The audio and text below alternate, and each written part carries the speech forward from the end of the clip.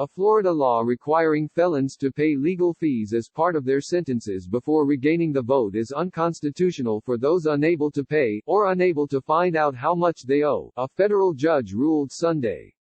The 125-page ruling was issued by U.S. District Court Judge Robert Hinkle in Tallahassee. It involves a state law to implement a 2016 ballot measure approved by voters to automatically restore the right to vote for many felons who have completed their sentence.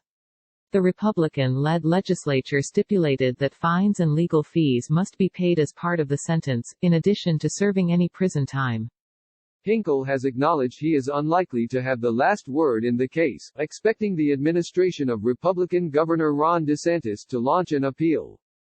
The case could have deep ramifications in the crucial electoral battleground given that Florida has an estimated 774,000 disenfranchised felons who are barred because of financial obligations.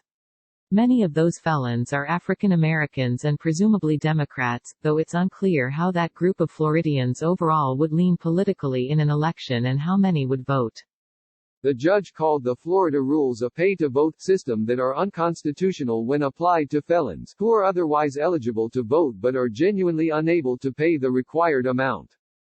A further complication is determining the exact amount in fines and other kinds of legal fees owed by felons seeking the vote. By some estimates, it would take elections officials several years for those pending now.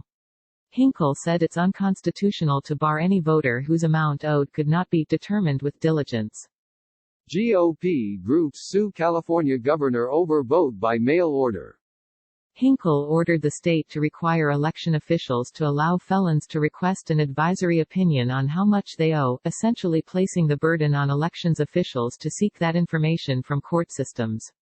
If there's no response within 3 weeks, then the applicant should not be barred from registering to vote, the ruling said. Hinkle said the requirement to pay fines and restitution as ordered in a sentence is constitutional for those who are able to pay, if the amount can be determined. The case, Kelvin Jones versus Ron DeSantis, consolidates 5 lawsuits filed by advocates of disenfranchised felons, including the American Civil Liberties Union, the Brennan Center and the National Association for the Advancement of Colored People. Click here to get the Fox News app.